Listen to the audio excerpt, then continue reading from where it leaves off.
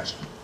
I really believe in the importance of being constant, about being consistent, about not being sky high one moment and down in the dumps the next, about not being on fire today and cold as ice tomorrow. So it's important to me.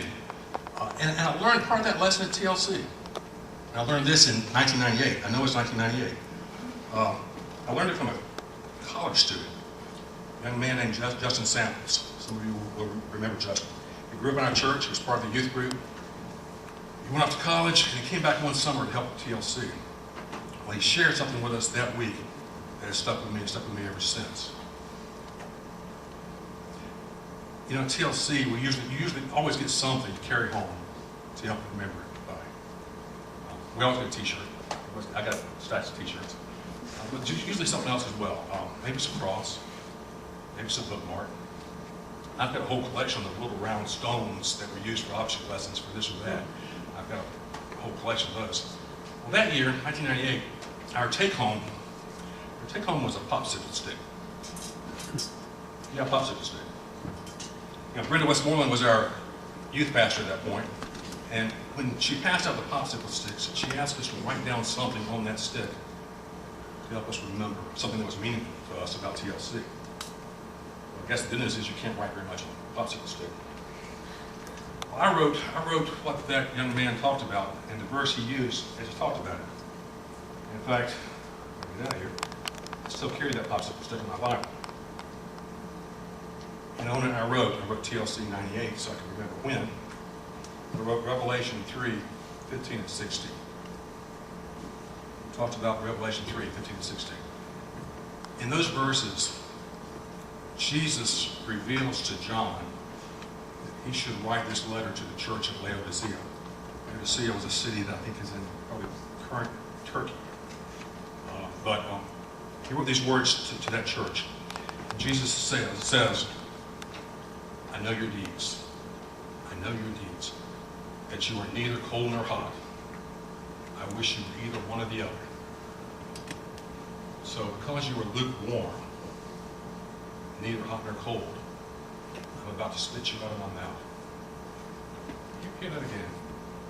I know your deeds. I know what you're all about. You're neither cold nor hot.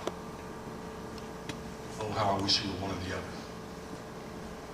But because you are lukewarm, neither hot nor cold, I don't want to have anything to do with it. I want to spit you out of my mouth. That's a tough lesson from Jesus. But he's telling us he wants us to be constant. He wants us to be consistent. He wants us to be fully committed to him. But what he doesn't want is for us to be lukewarm, for us to be uncommitted, for us to be hot one day and cold the next.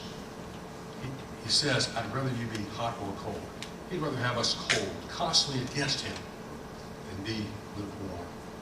What he's saying is that, you can't be a halfway Christian. You can't be a lukewarm Christian. So it's about being constant. It's about being constantly in his word.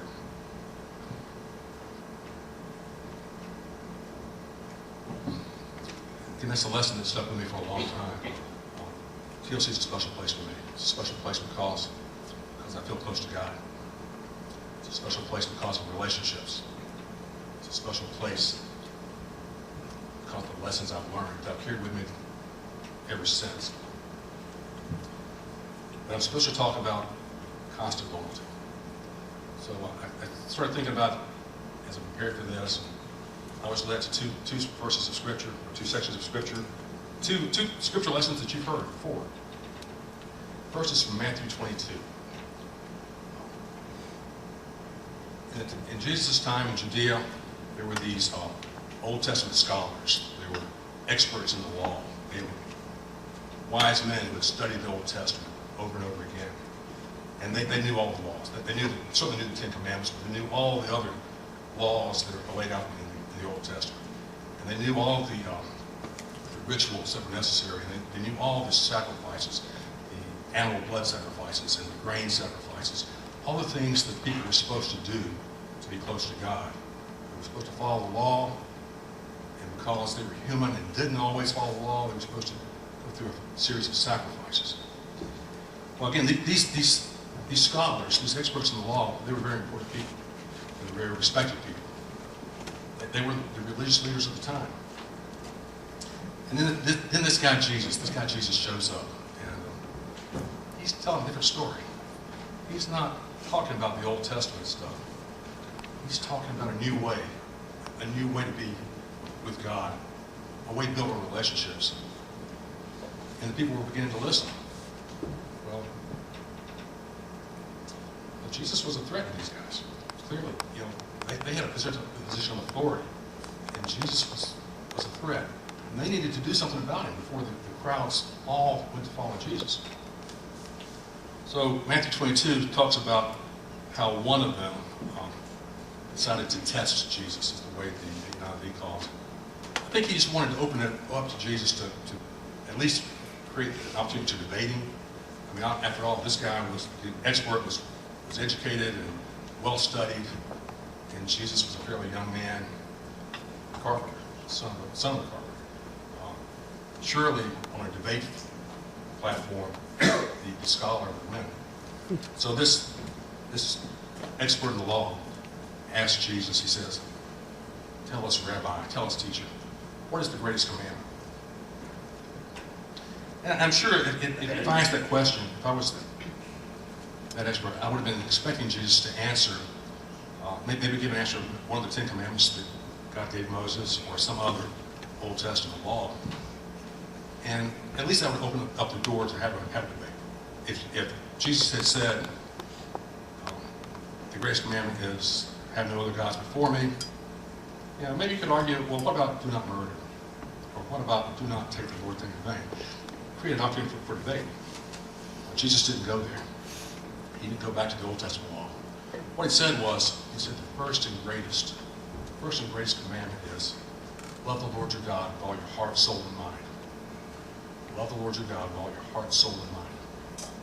And then he added, and the second is like it. Love your neighbor as yourself. So when I think about constant loyalty, I think, well, let's start with what Jesus himself called the greatest commandments. Love the Lord with all you have. And treat others the way you want to be treated. All the time. Constantly. Then the other scripture I want to talk about is my favorite scripture in the Bible. I apologize to the new senior class. That sounds pretty good. I apologize because you heard this story from me 3 or 4 months ago. It comes from John 13.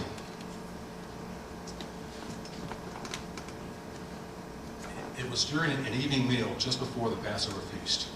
Jesus was with the disciples.